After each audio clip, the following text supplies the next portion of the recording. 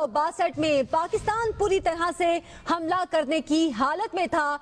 भारतीय फौज चीन और पाकिस्तान के दो तरफा हमले से पारा पारा हो जाती अगर पाकिस्तान की जानिब से हमला किया जाता।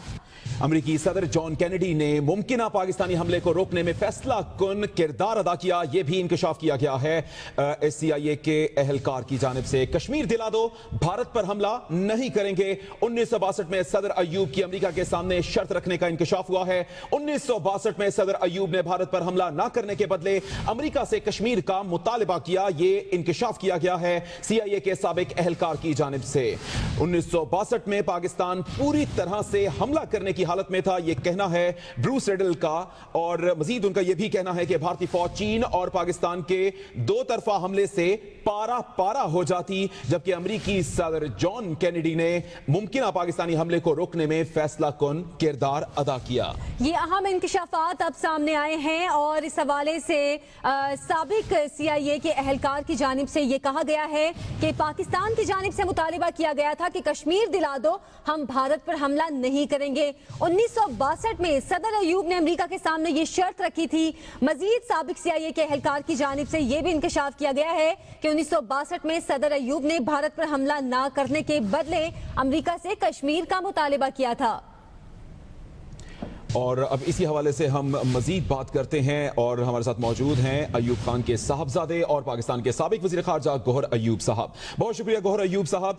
जिस किस्म के अब इंकशाफात किए गए हैं, आप क्या देखते हैं कि इनमें किस हद तक हकीकत मौजूद है?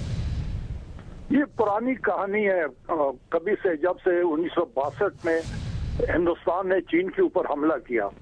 एक तो था उनका मशरक की तरफ नीफा के इलाके में, और दूसरा जो सा था वो ये दौलत बेग ओल्डू का इलाका जो सा है उसके तरफ था। और बड़ा लिमिटेड ऑपरेशन था चाइना का, और हिंदुस्तान ने सिर्फ एक डिवीजन उधर इस्तेमाल की, नीफा में 4th इन्फेंट्री डिवीजन, और उसको कमांड कर रहे थे उनके मेजर जनरल कॉल। बड़े करीबी दोस्त थे और दूर से रिश्तेदारी भी थी पंडित नेहरू के साथ, प्राइम मिनिस्टर ऑफ इंडिया के साथ। जब ये चीज हुई तो हिंदुस्तान की फौज इन इलाकों में एकदम पसपा हो गई। इनकी ट्रेनिंग जो सी थी पुरानी बरतानिया की, बर्मा में लड़ना, इजिप्ट में लड़ना, उस तरह की थी। और चाइना की जो फौज थी वो इस तरह करते थे कि जो हिंदुस्तान की फौज वादियों में नीचे पोजीशन बनाते थे, मोर्चे खोदना और कांटेदार तार लगाना। चीन की फौज जो सी थी इनको बिल्कुल बाईपास करके ऊपर से पहाड़ियों से आके इनके पीछे बैठ जाते थे और ताली बजाते थे, हिंदुस्तानी भागते थे। लेकिन कई कहते हैं पाकिस्तान में कि पाकिस्तान को हमला करना चाहिए था हिंदुस्तान के ऊपर। हिंदुस्तान ने अपनी फौज पाकिस्तान के इंटरनेशनल बॉर्डर या कश्मीर से बिल्कुल नहीं हटाई, उसी तरह अपने जंगी पोजीशन में वो थी। और पाकिस्तान के ऊपर प्रेशर भी था अमेरिका का, बरतानिया का, बाकी वेस्टर्न मुल्कों का कि पाकिस्तान ना करे। तो गौहर अयूब साहब, फिर तो साफ जाहिर है कि अमेरिका ने जंग खत्म होने के बाद मसला कश्मीर पर भारत के खिलाफ जो सख्त रवैया नहीं अपनाया, क्या ये पाकिस्तान की सिफारती सतह पर नाकामी नहीं? नहीं, वो बिल्कुल नहीं।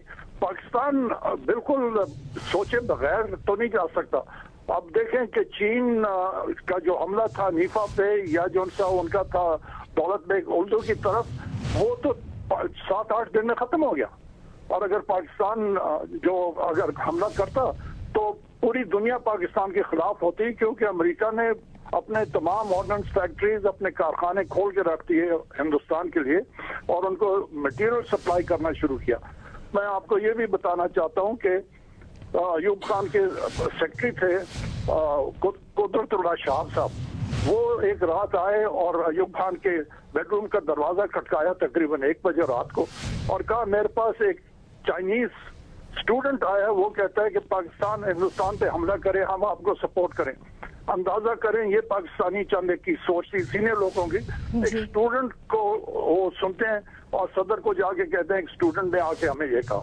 ये चीज चाइनीज ऑफिशियल किसी जगह में मेंशन नहीं होती, और मेरा ख्याल है पाकिस्तान ने बिल्कुल दुरुस्त किया कि एक गलत कदम नहीं उठाया उस वक्त इन्होंने।